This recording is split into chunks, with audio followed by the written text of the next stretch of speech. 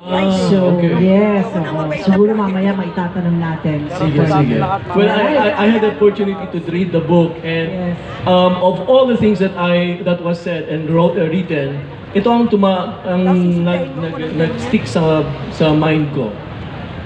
And I quote, "I will not let them nor anyone write my story.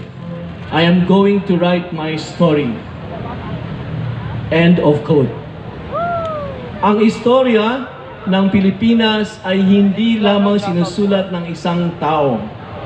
At kung sino man ang gustong gumawa ng istorya ng Pilipinas na hinuhusgahan ang mga tao, Umalis ka dyan, Jaime. Hindi kita depriving freedom of speech, of expression, of public assembly, Huwag kayong mag-away, makinig kayo.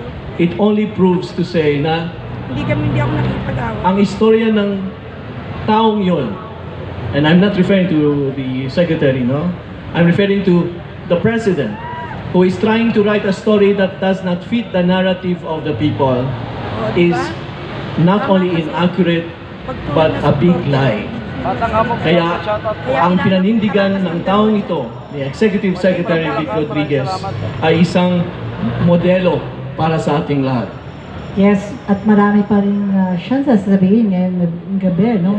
At talaga namang, yung book, kasi napaka-importante rin po, kasi talaga maraming may gustong kumuha ng libro, at talagang sold out na. So, papakinggan natin. Sige, pakinggan Baka marami natin. pa. And then, lastly, before we call him, let us emphasize, sa mga hindi pa nakakita ng libro, the former Executive Secretary, this is part of the book, of BBM, whose wish was only to provide the people with good governance, but instead was eased out by an ingrate president who betrayed their commitment for good governance during the campaign. So let us hear straight from the horse's mouth our former Executive Secretary, Vic Rodriguez. Lalo nang iiyak yan yung sinabihan ako magpaingay. Eto nakakaalam eh. Napakatagal na nangyayari yan dyan. Napakatagal na nangyayari. Bakit inalis? Magandang gabi po sa ating lahat na naririto. Jaime, pasok Jaime. Magandang gabi sa inyong lahat. Hindi na magkakaingay. Magandang gabi sa libo-libo, kundi man milyong-milyong Pilipinong nakasubaybay sa iba't ibang social media platforms saan man po kayong bahagi ng mundo. Our speakers have vividly illustrated and presented to all of us today the sorry state of our nation. Here in Hakbang ng Maisog, we demand for transparency, accountability, peace, and security. Transparency, ang pamunuang may aninaw.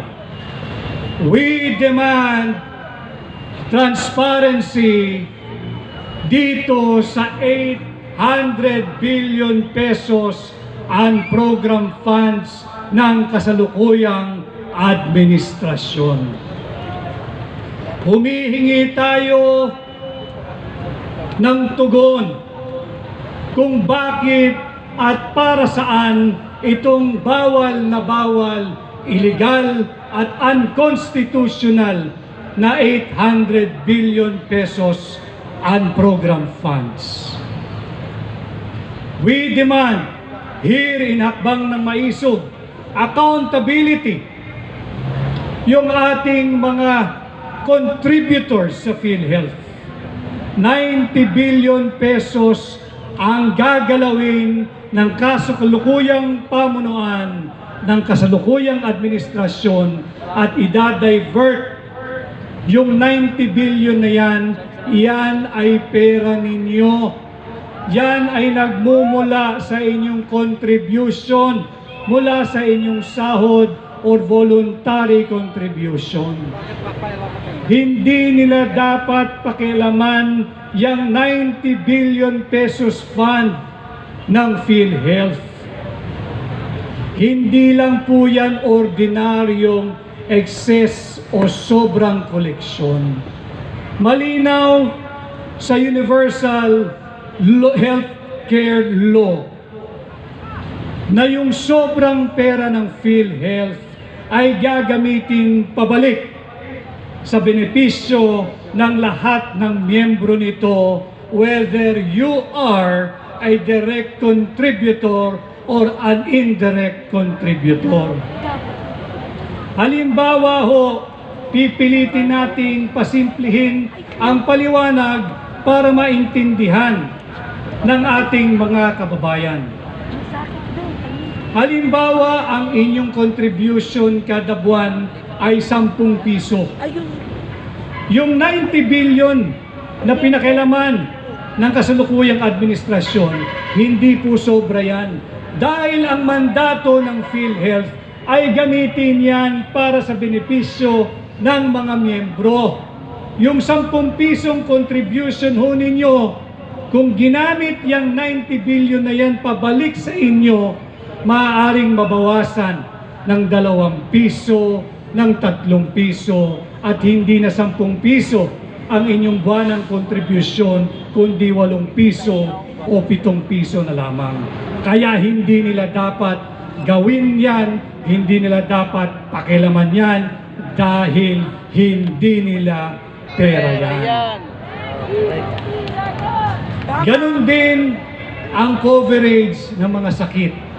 Yung 90 billion na yan, dapat yan ay gamitin bilang karagdagang amount doon sa nakatakda for every sickness na covered ng PhilHealth. Halimbawa, yung dialysis. Ang dialysis, kung ang kanyang halaga ngayon ay yung 6,000 per dialysis or per session, dapat yan, kung may sobra ang PhilHealth na 90 billion pesos, kaya nang sagutin ng buo ng PhilHealth. Halimbawa lang po ito. Ganon din dapat sa ibang sakit o karamdaman na covered ng PhilHealth. Kaya hindi nila dapat kunin yung 90 billion pesos na yan at i-divert dahil yan ay technical malversation. Bawal din sa ating saligang batas. Kaya sa atin dito sa Akbang ng Maisog, we always demand this current administration to respect, uphold, and defend our Constitution. Humihiling din tayo dito sa Marcos administration, tigilan nyo na ang political persecution. Stop weaponizing our justice system. Do not treat dissenters like us as criminals. Do not treat opposing views like you're hearing today, like you're hearing tonight. Do not demonize us and do not weaponize the justice system. At yung hinihingi natin, yung peace sa transparency, accountability, at peace. You and I are no longer safe. Our families are far from being safe. Our country is not safe anymore because this administration brought us to where we are now, on the brink of war with China. Because they are pursuing a flawed and erroneous foreign policy. A foreign policy dictated by foreign interests, by our foreign ally, the United States of America. This is no longer the interest of the Filipino people. This is already the interest of the United States of America. That is why here in Hakbang ng Maisog, we say no to war. We advocate for peace. Ayaw natin sa armadong sigalot kalaban ang higanteng China. Uulitin ko, hindi natin interes ang digmaan. Hindi tayo mananalo, milyong-milyong Pilipino lang ang mamamatay, kasama na dyan ang kababaihan, kasama na dyan ang mga walang kamuang-muang na kabataan, napakaraming destruction, and of course, unwarranted death. Meron tayong mga kabataang present ngayon. Let me just take you back a little. Yung ating experience nung COVID. Nung COVID, 2 taon na kayo ay online schooling. Hinanap ninyo yung face-to-face na eskwela. Hinanap ninyo yung warmth of friendship, yung camaraderie, yung kaklase, yung samahan, yung barkadahan. Yan po ay COVID lamang. Pag sumiklab ang isang armadong digmaan laban sa China, hindi natin alam kung ilang taon magsasara ang mga paaralan. At kapag yan ay nangyari, magkakaroon tayo ng generation ng kulang sa kaalaman. Kung hindi man ng isang henerasyon, wag naman na mga mangmang. Hindi dahil sa gusto natin, hindi dahil sa gusto ninyo, dahil yan sa gerang hindi naman natin interes at hindi natin kagustuhan. Kaya yan ang ating panghikayat sa lahat na nakasubaybay. Sumama kayo sa hakbang ng maisog. Iparinig natin ang ating nagkakaisang tinig sa Malacanang. We say no to war!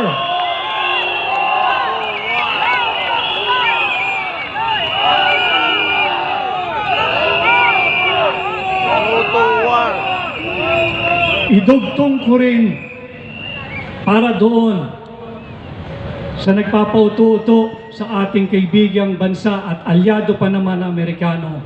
Hindi natin kaya ang digmaan. Hindi dahil tayo'y duwag, hindi dahil tayo may defeatist attitude, but because we're speaking from a recent experience. Ano po yan? Tatandaan niyo uli yung COVID. Hindi na malaman ng pamahalaan at nating mga ordinaryong mamamayan kung saan dadalin ang mga kamag-anak, kaibigan, kakilala at mahal natin sa buhay na tinamaan ng COVID. Overcapacity na ang lahat ng ospital. Nakaratay na sa labas ng mga ospital. Yung mga nangamatay, nasa body bag, nagkalat na rin sa labas ng morgue. Hindi pa ho gera yan.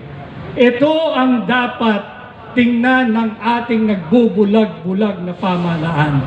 Hindi natin interes ang digmaan. Hindi tayo handa. Hindi natin kailangan. Ang kailangan ilunsad ng pamahalaang ito ay yung gerang nakabubuhay.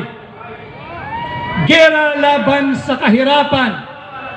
Gera laban sa kagutuman, gera laban sa kriminalidad, gera laban sa korupsyon, at gera laban sa paglapastangan sa ating saligang batas.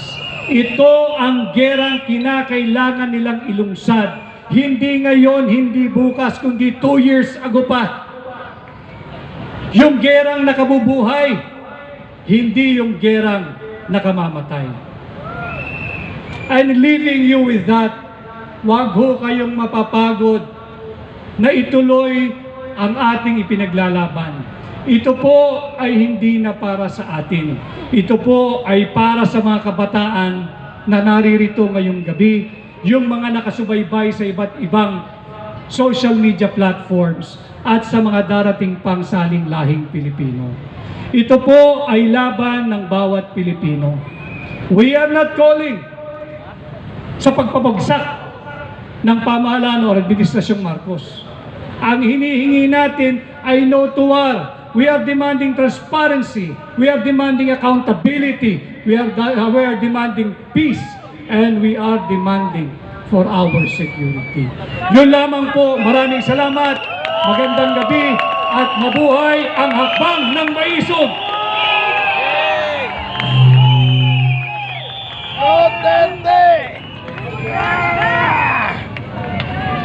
Maraming salamat po, Attorney Vic Rodriguez.